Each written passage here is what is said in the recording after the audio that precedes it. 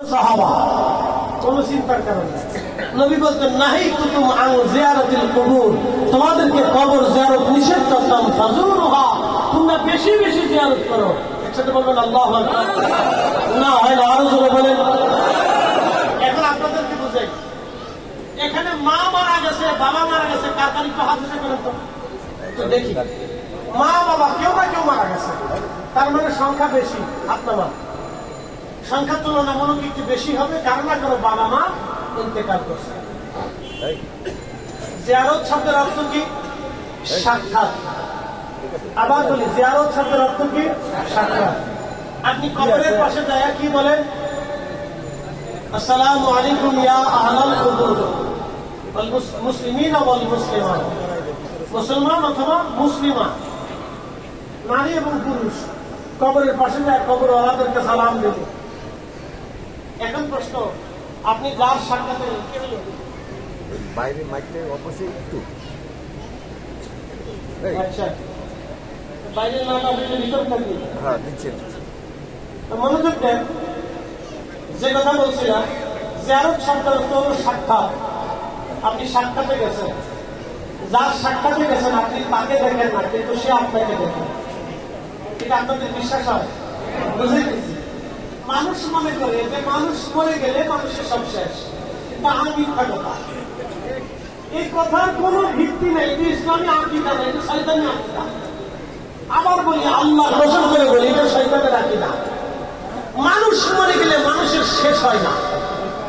আপনাদেরকে আবার বলি, আরে ভাই, আপনার মাইক, ঢাকার মাইকের যদি হালত এটা হয়, গ্রামের মাইকই তো ভালো। এটা আমি ওয়াজ করলে মনে হচ্ছে যে আমি এখানে মজবুতের গান গাইতেছি।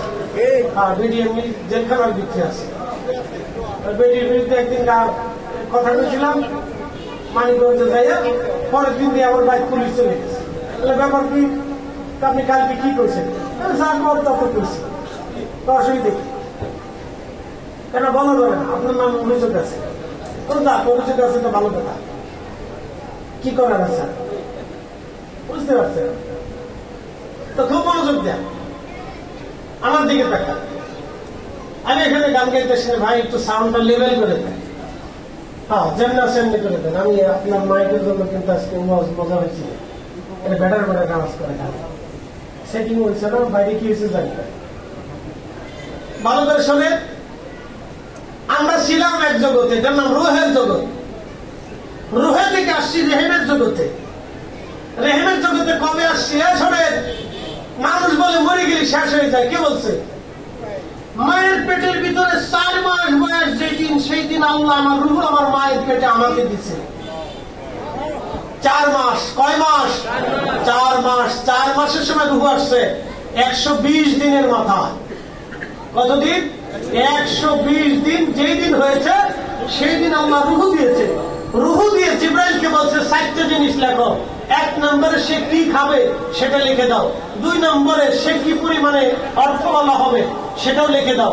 3 নম্বরে সে কি ইজ্জতওয়ালা হবে সেটাও লিখে দাও। 4 নম্বরে সে জান্নাতি হবে নাকি জাহান্নামী হবে লিখে দাও। ভালো করে বুঝে যায়। 120 দিনের মাথায় আসছে। এরপরে মায়ের পেট থেকে দুনিয়াতে আসছে। দুনিয়া থেকে আসার পরে এই দেহরে রাইখা আল্লাহ ইঞ্জিন নিয়ে চলে যাবে। ইঞ্জিনে নাম রূহ। রুহ নিয়ে চলে যাবে কোন জায়গা? ইল্লিনে, সিজ্জিনে। আমার বডিটা রাখবে কবরে। কবরে আল্লাহ আবার রুহ ফেরত দিবে। ফেরত হইয়া মুনকার নাকিররে আনিয়া আল্লাহ প্রশ্ন করাবে। একসাথে বলবেন আল্লাহু আকবার। কি করাবে? ধরে বলে প্রশ্ন করাবে। মানুষ মরে যাওয়ার পরে শেষ হয় না, মরে যাওয়ার পরে আর এক জিন্দিগি শুরু হয়। এটা বলা হয় আলমে বারজাখের জিন্দিগি। এই জিন্দিগি শেষ হয়ে যাবে। আল্লাহ কোরআনে বলেন, ওয়াইদাল কুবুরু বুসিরাত, কবর থেকে মানুষ উত্তোলিত হয়ে হাসরের মাঠের দিকে দৌড়াইতে থাকবে। এই কবর থেকে উঠে আবার মানুষ দৌড়াইতে থাকবে। কবরের জিন্দিগি হাসর পর্যন্ত। এরপর আল্লাহ বলেন, ওয়াবিল আখিরাতি হুম ইউকিনুন, তোমরা আখিরাতে বিশ্বাসী হও। সেই আখিরাতে আপনাকে দাঁড়াইতে হবে। সেই দিন কিন্তু পোশাক থাকবে না।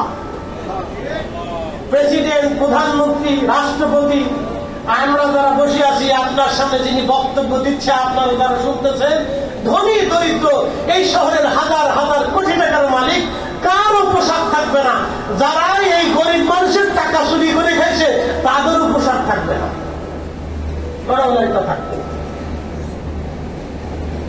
সেই দিন আল্লাহর সামনে দাঁড়াবে বস্ত্রহীন, পোশাকবিহীন অবস্থায়। তাহলে শুনে রাখেন, একমাত্র জান্নাতের পোশাক থাকবে আমার রসুলের গা মোবারকে। একসাথে বলবেন আল্লাহু আকবার। ওনার আলাদা সুপ্রিম পাওয়ার, আর আপনি মানলেও মানতে পারেন, না মানলেও মানতে পারেন। আমাদের আরেক দাওয়াতি ভাই, তিনি আজকে সংবাদ সম্মেলনে বলতে চাইয়া, তার মুখে ভুল হয়েছে না জবানে ভুল হয়েছে জানি না, তিনি বলেই ফেলছেন নবীজি যেহেতু সংবাদ বাহক, অতএব নবীজি সাংবাদিক ছিলেন। কি বুঝলেন আপনি?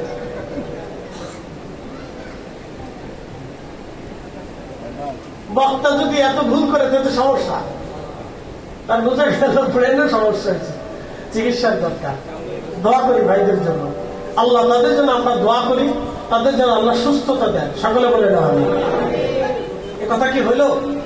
আচ্ছা বলেন, এই কথা কি কোরআন সম্মত কথা না কোরআনের বাহিরে? একসাথে বলেন, কোরআন সম্মত না কোরআনের বাহিরে? আল্লাহ বলেন ওমা আরসালনাকা ইল্লা রাহমাতাল লিল আলামিন, तमाम জগতের জন্য রহমত হিসেবে পাঠিয়েছি।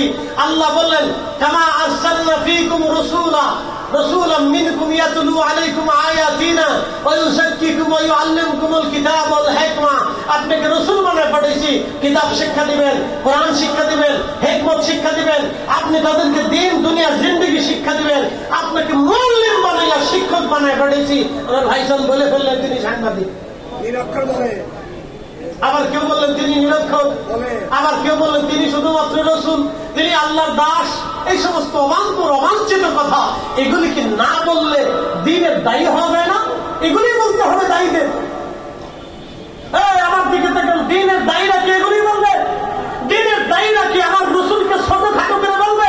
তার সম্পর্কে কি আরেকটু গবেষণার প্রয়োজন ছিল না? তার সম্পর্কে কি আরেকটু বুঝার প্রয়োজন ছিল না? তো দ্বীনের দায়ী কি করে হলেন আপনি?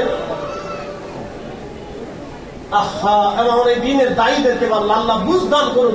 সকলে বলে না আমি, তাদেরকে রসুল সম্পর্কে আরেকটু বুঝার তৌফিক দিন।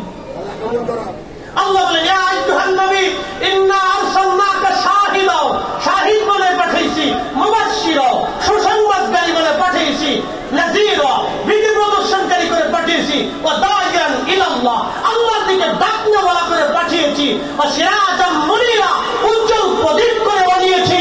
একসাথে বলবেন আল্লাহু আকবার। নবীজির শান কি আমরা বাড়াইছি না আল্লাহ বাড়াইছেন? নবীজির লকব কি আমরা দিছি না আল্লাহ দিছে? আপনাকে সাংবাদিক বলতে হবে কেন? নাউযুবিল্লাহ। একথা আপনার তো বলার প্রয়োজন নেই, আপনি তো দায়ী আল্লাহ, আপনি তো দায়ী। তো দায়ীর জবাব থেকে তো রসুল সম্পর্কে কথা আসতে পারত। প্রিয় উপস্থিতি, খুব মনোযোগ দেবেন, এদিকে যাব না। তাহলে বলেন, কবরের জিন্দেগি কি শেষ না আরেকটা জীবন? আর একটা জীবন। ওই কবরে ইল্লিন হবে, সিজ্জিন হবে, জান্নাত হবে, জাহান্নাম হবে। আল্লাহর নবী বললেন আল কবরু রাওযাতুম মিন রিয়াদিল জান্নাহ, আল কবরু হুফারুম মিন হুফারাতিন নার। কোন কোন কবর হবে জান্নাতের বাগান, কোন কোন কবর হবে জাহান্নামের বাগান। জাহান্নামের টুকরা হবে, জান্নাতের বাগান হবে কোন কোন কবর। এই জন্য কবর জান্নাতের বাগান হবে, কারো কবর রওজা হবে। ইমাম বুখারী 40 বছর না, ইমাম বুখারী কবর দেওয়ার পরে 16 বছর পর্যন্ত ওনার কবর থেকে জান্নাতের ঘেরান এসেছিল। একসাথে বলবেন আল্লাহু আকবার। কত বছর? ইমাম বুখারী 16 বছর কবর থেকে বেহেশতের ঘেরান এসেছিল, 16 বছর। এখন বলেন বুখারী বলো না হযরত আবু বকর বলো? ইমাম বুখারী কি বড় না হযরত আবু বকর বড়? হযরত আবু বকরের জুতা মুবারক না, জুতার সাথে যে ধুলা লেগেছিল, এই ধুলা যদি এক পাল্লায় দেন, আর ইমাম বুখারী না তামাম সমস্ত বুখারীদেরকে যদি আর এক পাল্লায় দেন, তাহলে এই হযরত আবু বকরের সেই ধুলা আর ওজনের সমান হবে না। এমন লেখে তিনি আবু বকর রাদিয়াল্লাহু আনহু, তিনি আবু বকর, এই উম্মতের শ্রেষ্ঠ ব্যক্তি তিনি। মনে রাখবেন, তার কবর দেওয়ার পরে তার কবর থেকে বেহেশতের ঘেরান কেউ পায় নাই। কিন্তু ইমাম বুখারীর কবর থেকে ঘ্রাণ আসলো, একসাথে বলবেন আল্লাহু আকবার। বুঝে যাবেন, এগুলো জিয়ারত করবেন। অলিরা কবরে জিন্দা, একসাথে বলবেন আল্লাহু আকবার। অলিরা কবরে কি দেখেন, তারা রূহের জগতে জিন্দা, তারা দেখেন। আপনি যে জিয়ারতে গেছেন, তারা দেখে কে আসলো। আপনি যে দাঁড়াইয়া